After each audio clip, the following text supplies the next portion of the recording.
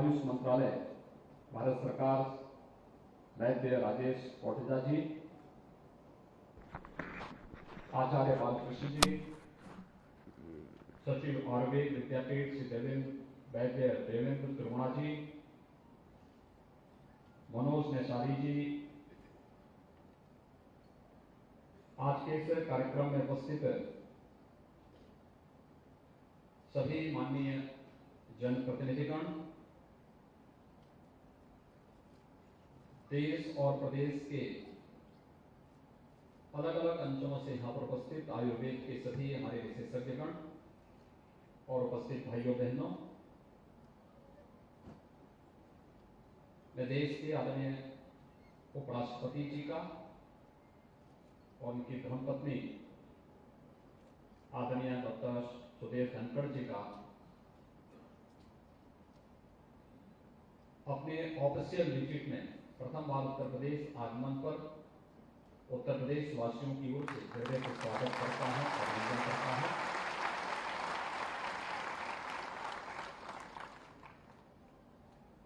माननीय यह मेरठ की धरती है, भारत के इतिहास की धरती, महाभारत की रचनाकार वाली धरती। यही मेरठ से कुछ ही दूरी पर हस्तिनापुर है, जिसने महाभारत की नींव रखी थी और एक नए इतिहास का सृजन किया था। आने वाली पीढ़ी को एक धरोहर दी थी,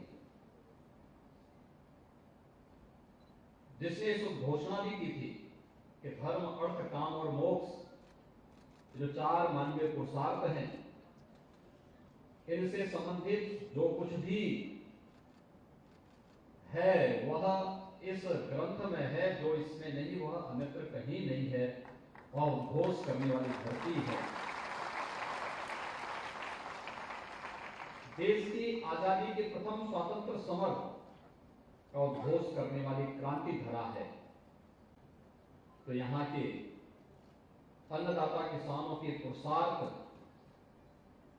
की धरा भी ये मेरठ है। मैं आपके आगमन पर उत्तर प्रदेश वासियों की ओर से, उत्तर प्रदेश शासन की ओर से आपका हृदय से स्वागत करता हूं, अभिनंदन करता हूं।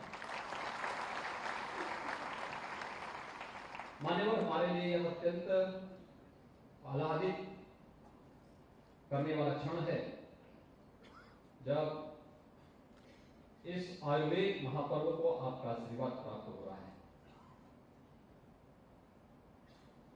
भारत की परंपरागत चिकित्सा पद्धति पिछले 9 वर्ष के अंदर एक लंबी छलांग लगा करके दुनिया के अंदर छाने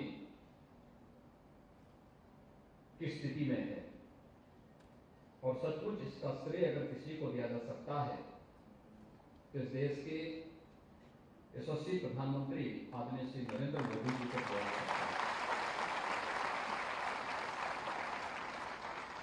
जिन्होंने पहली बार परंपरागत चिकित्सा पद्धतियों को आयुष मंत्रालय के रूप में लेकर के और योग, आयुर्वेद, होम्योपैथ, यूनानी, सिद्धा, प्राकृतिक चिकित्सा, इन सब को लेकर के मंत्रालय का गठन किया। योग को 2016 से 21 जून की तिथि को अंतर्राष्ट्रीय योग दिवस के रूप में आज पूरी दुनिया मनाने के लिए उत्सुक है। 21 जून को दुनिया का कोई कोना ऐसा नहीं जहां पर पूरा देश, पूरी दुनिया,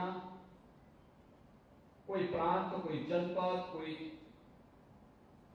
शहर, कोई कस्बा, कोई गांव, कोई परिवार ऐसा नहीं होता है जो योग की क्रिया के साथ किसी न किसी रूप में न जुड़ता हो। भारत की इस परंपरा के साथ दुनिया को जोड़ने और उसी प्रकार से आयुर्वेद को दुनिया के अंदर स्थापित करने के आदरणीय प्रधानमंत्री जी के जो प्रयास प्रारंभ हुए हैं, उन प्रयासों का परिणाम आज हम सबके सामने है।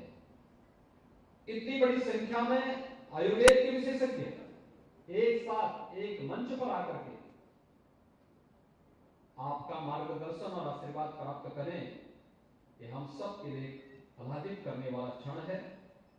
मेरे सामने जब ये प्रस्ताव आया तो मैंने कहा कि मैं 4 वर्ष पहले इस सम्मेलन में कानपुर में उपस्थित हुआ ही था। डॉक्टर वाजपेयी जी ने जब ये बात मेरे सामने रखी तो मैंने कहा देखो, इसमें सबसे उपयुक्त पात्र इस कार्यक्रम के उद्घाटन के होंगे हमारे देश के आदरणीय उपराष्ट्रपति जी, और उपराष्ट्रपति जी को इस कार्यक्रम में हम लोग आमंत्रित करके इस कार्यक्रम को एक नई ऊंचाई प्रदान करके अपने लक्ष्यों को प्राप्त करने की दिशा में आगे बढ़ेंगे, जो आदरणीय प्रधानमंत्री जी ने हम सबके सामने प्रस्तुत किए हैं। और आज इस आयुर्वेद सम्मेलन के उद्घाटन कार्यक्रम में आपकी उपस्थिति इन सभी आयुर्वेद के विशेषज्ञों को प्रफुल्लित कर रहा है, उन्हें एक नई उड़ान के लिए तैयार कर रहा है। और इसलिए मैं इस आयुर्वेद सम्मेलन के अवसर पर क्रांतिधारा मेरठ में भारत की पौराणिक और ऐतिहासिक पृष्ठभूमि की इस धरा पर मैं इन सभी आयुर्वेद के विशेषज्ञों की ओर से आपका हृदय से स्वागत करता हूं, अभिनंदन करता हूं। मान्यवर, उत्तर प्रदेश के अंदर वर्तमान में उत्तर प्रदेश सरकार के द्वारा जिस क्षेत्र में यह आयुर्वेद सम्मेलन किया गया है, यहाँ के बहुत सारे आयुर्वेद के हमारे विशेषज्ञ हैं या रहे हैं, जिन्होंने इस फील्ड में अपने समय में विषम परिस्थितियों का सामना करते हुए बहुत कुछ करके दिखाया। खासतौर पर वैद्य राम सहाय कौशिक जी, वैद्य हरिदत्त जी, वैद्य कृष्णलाल वाजपेयी जी, वैद्य मुरारीलाल शर्मा जी, वैद्य पशुपतिनाथ जी, वैद्य विष्णुदत्त शर्मा जी ने इस पूरे क्षेत्र में आयुर्वेद के माध्यम से आयुष की जिस पद्धति को आगे बढ़ाने का कार्य किया था, अत्यंत अभिनंदनीय है। और राष्ट्रपति जी के मानव यूनानी चिकित्सक पद्म पुरस्कार से सम्मानित हकीम सैफुद्दीन जी की भी धरती यही मेरठ रही है, यही मेरठ से उनका चुनाव रहा है। ये 3 दिवसीय जो आयुर्वेद महासम्मेलन आज से प्रारंभ हो रहा है, आयुर्वेद की विभिन्न विधाओं को लेकर के यहाँ पे चर्चाएं होंगी। उनके द्वारा जो बेस्ट प्रैक्टिसेस हैं उनके बारे में अवगत कराया जाएगा। इस दिशा में जो नए शोध हो रहे हैं इसके बारे में भी अवगत कराया जाएगा, और कैसे हम आयुर्वेद को, योग, आयुर्वेद, प्राकृतिक चिकित्सा, इन सब को हम हेल्थ एंड वेलनेस सेंटर के अपने प्रधानमंत्री जी के इस अभियान के साथ जोड़ करके हेल्थ टूरिज्म एक उत्कृष्ट केंद्र के रूप में विकसित कर सकते हैं।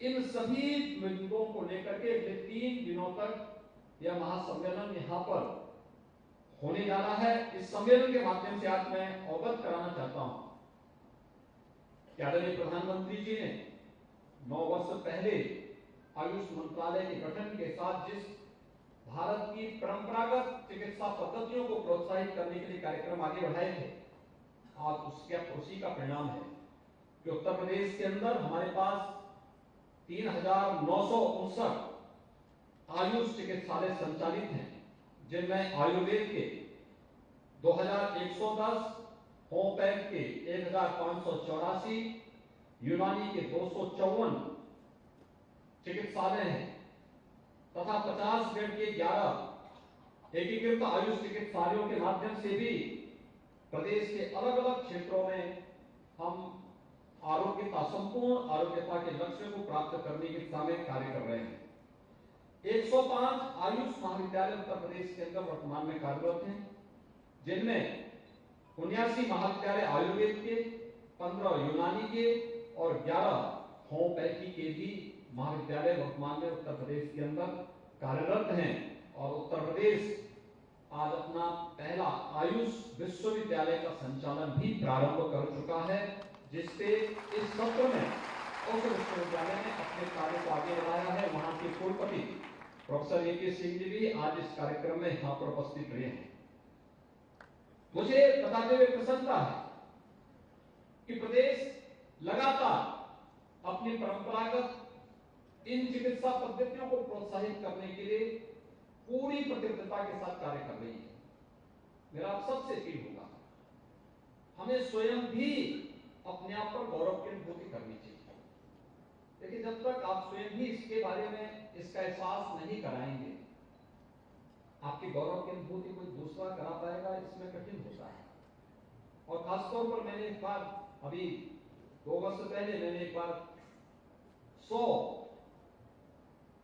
बीएमएस के बच्चों को अपने पास अपने मुख्यमंत्री आवास में आमंत्रित किया था।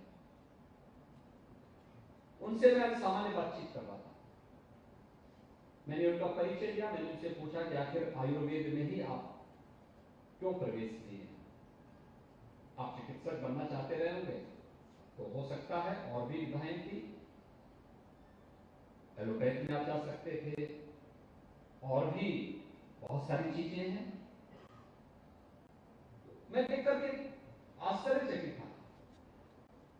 100 में से 94 बच्चों ने कहा कि साहब हम आयुर्वेद में नहीं, हमारी रुचि तो एलोपैथ में थी, लेकिन चूंकि वहां प्रवेश नहीं हुआ इसलिए हमने यहां एडमिशन लिया। 4 ऐसे थे जिन्होंने कहा कि आयुर्वेद में हमारी रुचि थी और इसलिए हमने आयुर्वेद में बीएमएस की, उसमें हमने प्रवेश लिया है, तो इस फील्ड में आगे बढ़ना चाहते हैं। 2 थे जिन्होंने कहा कि हमारे माता पिता क्योंकि इसके विशेषज्ञ हैं, इसलिए परंपरागत हमारा अपना कारोबार भी है, इसलिए उसके साथ कारण हम भी इसमें जुड़े हैं। मुझे लगा कि जहां पे इतनी बड़ी संख्या ऐसी हो जो केवल मजबूरी में पढ़ रहे हैं कि हमें डिग्री लेनी है, फिर मैंने उनसे कहा मैं किसी चिकित्सा पद्धति का विरोधी नहीं हूं और विरोधी हो भी नहीं सकता। संपूर्ण आरोग्यता को प्राप्त करने के लिए जो भी आसान तरीके हो सकते हैं, सरकार उस प्रकार की कार्य पद्धति को, उस प्रकार की कार्य योजना को आगे बढ़ाती है, उसे प्रोत्साहित करती है, उसके लिए बजट का प्रावधान करती है। लेकिन परंपरागत चिकित्सा पद्धति में आयुर्वेद, भले अन्य दिनों में हम लोग उसको महत्व को जाने न जाने, लेकिन इस सदी की सबसे बड़ी महामारी के दौरान तो आयुर्वेद के महत्व को कौन नहीं समझा है? कौन नहीं समझा है? सबने इसके महत्व को समझा। और तब मैंने इस बात को कहा, मैंने कहा देखिए एलोपैथ के डॉक्टर अच्छे डॉक्टर होते हैं, लेकिन अगर कोई एक एमबीबीएस की डिग्री लेता है, एमबीबीएस की डिग्री लेने के बाद उसके पास केवल एक जरिया होता है कि अपना तो प्रैक्टिस करे, सरकारी नौकरी करे। और केवल एमबीबीएस करने से नहीं होगा, एमबीबीएस के बाद उसको पीजी करना होता है, फिर पीजी के बाद भी आपको जब तक वो सुपर स्पेशलिटी की डिग्री नहीं लेगा, तो इन सबको लेने में उसको 12 से 15 साल लग जाते हैं। 12 से 15 वर्ष के बाद वह एक योग्य शिक्षक होता है। एक एमबीबीएस अगर अपना हॉस्पिटल खोलेगा तो चलाना उनके लिए दिक्कत हो जाएगी, लेकिन एक बीएमएस डॉक्टर अगर चाहे तो अपना एक हेल्थ एंड वेलनेस सेंटर को बहुत अच्छे ढंग से चला सकता है। योग के साथ जोड़ करके, प्राकृतिक चिकित्सा के साथ जोड़ करके, पंचकर्म और खारसूत्र की पद्धतियों को अपना करके बहुत अच्छे ढंग से चला सकता है। एक बीएमएस डॉक्टर सरकारी नौकरी भी उसके लिए हमेशा तैयार है, और सरकारी नौकरी के अलावा अगर वो चाहता है कि नहीं मुझे अपने अन्नदाता किसानों के साथ अपने आप को जोड़ना है, तो वह एफपीओस का गठन करके, एफपीओस के माध्यम से मेडिसिनल प्लांट की खेती करवा करके हजारों किसानों के जीवन में उनकी आमदनी को कई गुना बढ़ाने में योगदान दे सकता है, और इस पद्धति को भी आगे बढ़ाने में अपना योगदान दे सकता है। तो मैंने कहा आपके यहां तो डिग्री एक, लेकिन उपयोग अनेक है।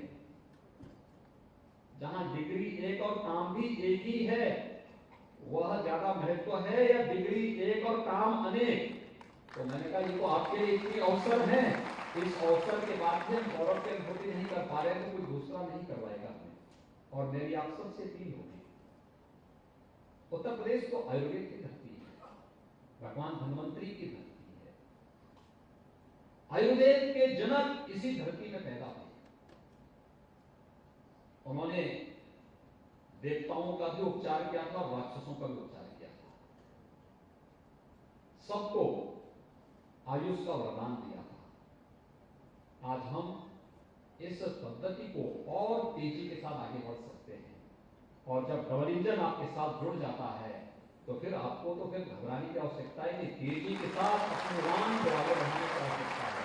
और उसी उड़ान को आज अपना मार्गदर्शन और आशीर्वाद प्रदान करने के लिए आदरणीय उपराष्ट्रपति जी, आदरणीय राज्यपाल जी, और यहाँ पर एक पूरा मंच आज यहाँ पर आपके सामने है, आपको यहाँ पर ये सुविधा उपलब्ध करवाने के लिए है। और सबसे बड़ी बात यह है कि मेरठ का ये धरा है, चौधरी चरण सिंह जी किसानों के मसीहा थे, उनके नाम पर विश्वविद्यालय स्थापित है। और विश्वविद्यालय की कुलपति को मैं उनकी पूरी टीम का अभिनंदन करता हूं कि कल ही इस विश्वविद्यालय को नेक के मूल्यांकन में ये डबल+ की ग्रेडिंग मिली है। ये सबसे अच्छी ग्रेडिंग मानी जाती है, अच्छी इसमें मानी गई। और आज आयुर्वेद का सम्मेलन इस बात की गवाही दे रहा है कि जैसे विश्वविद्यालय ने उत्कृष्ट ग्रेडिंग लेकर के नेक के मूल्यांकन में अपने आप की उत्कृष्टता को साबित किया है, ऐसे ही आयुर्वेद भी उस प्रकार की ग्रेड को प्राप्त करने के सामने कार्य करेगा। मैं एक बार फिर से आदरणीय उपराष्ट्रपति जी का, उनकी धर्मपत्नी आदरणीय डॉक्टर सुदेश धनखड़ जी का, प्रदेश की आदरणीय राज्यपाल महोदय का, आए हुए सभी आयुर्वेद के विशेषज्ञों का एक बार फिर से प्रदेश सरकार की ओर से, उत्तर प्रदेश की जनता की ओर से हृदय से स्वागत और अभिनंदन करते हुए अपनी वाणी को यहीं पे विराम देता हूँ। धन्यवाद। जय हिंद।